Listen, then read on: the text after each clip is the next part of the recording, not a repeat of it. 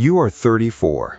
Last night, Ryan sat on your couch and asked to borrow money. 10 years ago, you and Ryan started the same job, same week, same desk, same salary. Ryan worked harder than you. Everyone said Ryan was going places. You believed them too. Last night, he asked you for $2,000. You said yes. You didn't check your account first. You didn't need to. The difference was never the paycheck. The difference was one quiet thing you started doing at 24.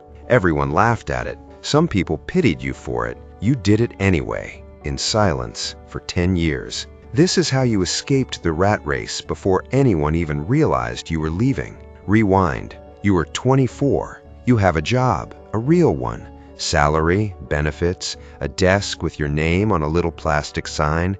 Every 2 weeks, money lands in your account. Every 2 weeks, it's gone before the next deposit. Not on anything crazy. Rent, a car payment, the subscriptions you forgot you signed up for, the lunches, the small upgrades that each feel like nothing. You're not broke. You'd never call yourself broke. But you are one flat tire away from a problem you cannot solve. You just don't know it yet. In March, you get a raise, $4,000 a year. You feel like you made it for about a week. Then a nicer apartment, a better phone. The raise dissolves into a slightly better version of the same life. 6 months later, you need the next one. You are running as fast as you can. You are standing in exactly the same spot. Friday nights, you stop checking your account. You already know roughly what it says. You just don't want to see the number. Looking would make it real, so you don't look. Ryan looks at the same paycheck and does the opposite. Ryan buys the car, a black BMW, 3 years old. Payments he calls nothing. He pulls into the lot and 2 guys walk over to look at it. Ryan stands next to it like a man who's pulling ahead. You stand next to your Corolla like a man standing still, because you are. You don't know it yet, but the way off this edge doesn't look like winning. It looks like losing on purpose. It happens on an ordinary Tuesday. Your manager stops at your desk. Good quarter. There's a bonus coming. $1,500. You wait to feel something. Nothing comes. That night you do math you've never done before. Not the math of this month, the math of your whole life. 40 more years of this? 40 more years of the paycheck landing and leaving? 40 more years of running? And at the end of it, what? You will have given everything you had, every single day, and still be one bad month from broke. The thought doesn't scare you. It empties you. The next day, you notice a man at the office you've walked past 1,000 times. He's almost 60. He drives a 10-year-old Honda. You ask him, half joking, how he stays so calm. He doesn't laugh. He says, there's a difference between looking like you made it and actually making it. Almost nobody knows which one they're chasing. He goes back to his coffee. You don't. That night, you open your laptop. You add up everything you actually have. The number is small, embarrassing even. Then you do the one thing nobody ever taught you to do. You decide that from now on, every payday, the first bill you pay is the future version of yourself. Before rent, before the car, before anything else. You move money out of reach into a place your future can find it, and your impulses can't. You write that number on a piece of paper. You open the calendar on the wall and circle a date, the day you could be free if you just kept feeding the future and starving the noise. It's years away. You fold the paper. You put it in a drawer. You tell no one. You didn't quit your job. You didn't make a speech. You just quietly started paying yourself first and let everyone keep believing you were falling behind. Nobody noticed. You are 26 now. You've quietly stopped chasing the things you used to chase, the promotion you don't fight for, the title you don't mention, the upgrades you skip. A friend has a birthday dinner. 12 people at a long table. The question goes around the way it always does. So, what are you up to these days?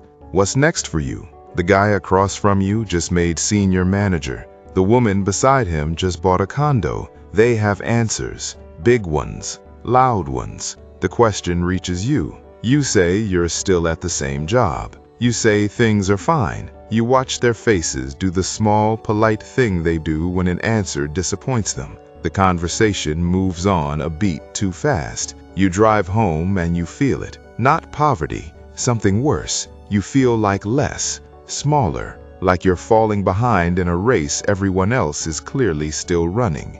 For years, your job title was your answer to the question, who are you? You just gave it up on purpose, and you have no idea what goes in its place. You don't know it yet, but you just survived the hardest part of the whole thing, and it had nothing to do with money. You are 27, same car, same apartment, same you. Ryan parks his BMW next to your Corolla on a Monday morning. He's got new wheels on it now. He looks at your car, then at you, and his face isn't cruel. That's what makes it worse. His face is worried. You good, man? He says. Like, financially, you good? You say you're good. He nods slowly, the way people nod when they don't believe you. If you ever need anything, he says, just ask. At lunch, two co-workers don't see you sit down behind them. One says, I feel bad for him. He works hard. The other says, maybe he sends money home or something. You don't correct them.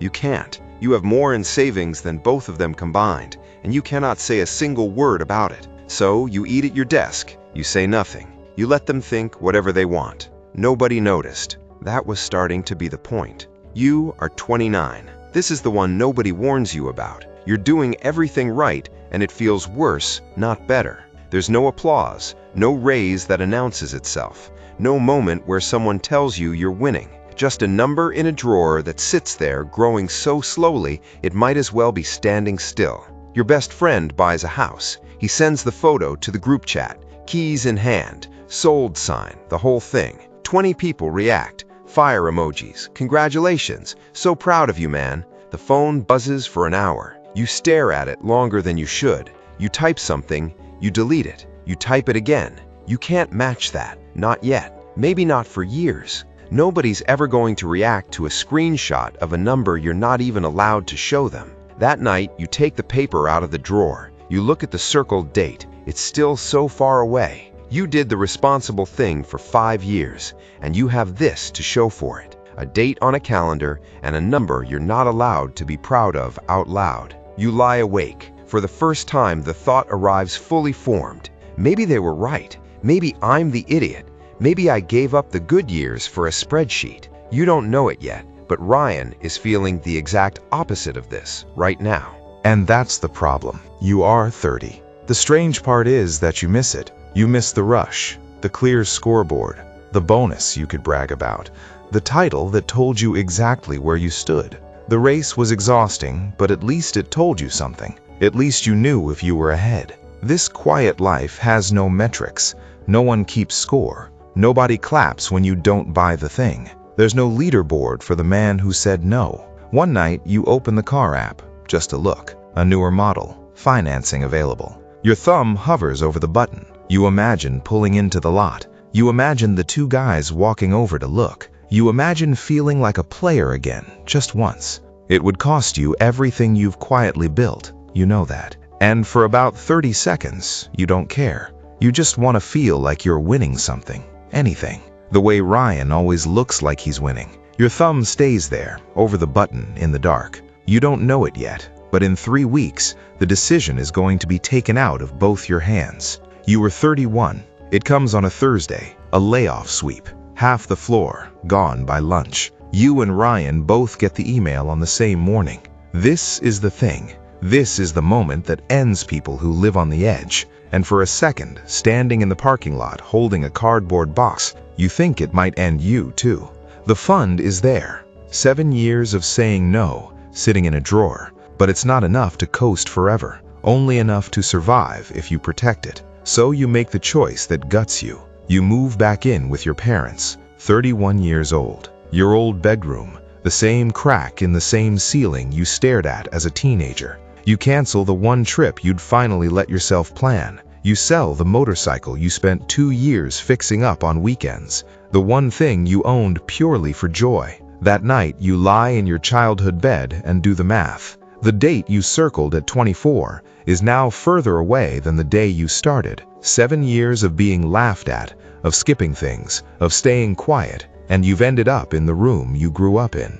For the first time, you don't think they were wrong about you. You think you were. You almost call it. You almost decide the whole thing was a story you told yourself to feel better about losing. But you don't drain the fun to zero. You don't take the loan. You don't climb back onto the edge just to look okay again. You take the humiliation instead of the debt. And Ryan keeps the apartment, keeps the BMW, keeps posting. From the outside, Ryan handled it better than you did. He never moved home. He never looked like he was struggling for a single day. He just did it the only way he could. More debt, a worse job grabbed in a panic, the whole image funded by a hole getting quietly deeper underneath him. Everyone thought you were the one who fell. Ryan still looked like he was swimming. He wasn't. He was drowning in a way nobody could see because looking like he was swimming was the entire game. For the first time in months, the numbers stopped looking small. They look like time. The doubt dies in that childhood bedroom. Nobody noticed you were the only one who was actually safe. They were too busy noticing you'd moved home. You go back to work eventually, but this time it's a job you chose, not one you grabbed because rent was due Friday. You could afford to wait for the right one. That had never been true before in your life. And slowly, something shifts. Time stops being the thing you're always running out of. You start noticing your weeks instead of surviving them.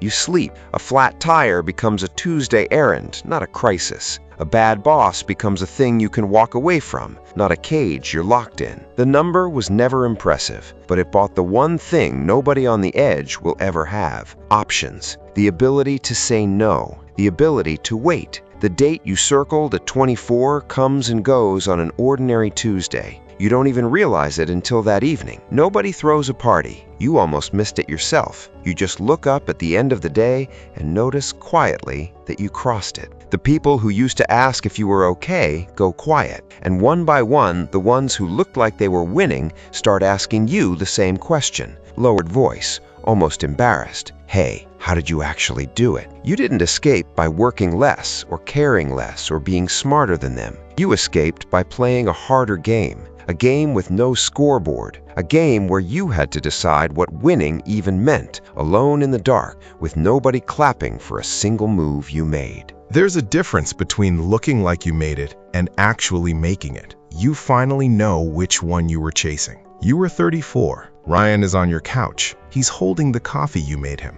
He's asking how you did it, and he means it. You think about the date you circled 10 years ago, the dinner where you felt like less, the lunch where they pied you, the night your thumb hovered over the button, the childhood bedroom where you were sure you'd lost everything. 3 years ago, you were lying in your parents' house certain it was over. Turns out, that was the moment you'd already won. Nobody just knew it yet, including you. You look at Ryan and you tell him the truth. For 10 years, nobody noticed you were winning. Not your friends, not your family, not Ryan. And that's exactly why it worked. You finally stopped playing a game that needed an audience. The race doesn't end when you get rich. The race ends the second you stop running for people who were never watching anyway. Maybe you already left. Maybe you're still standing on the edge telling yourself you're fine. Maybe you're the one about to circle a date that nobody else will ever see. If you do, nobody's going to notice but you. That's not the tragedy. That's the whole point.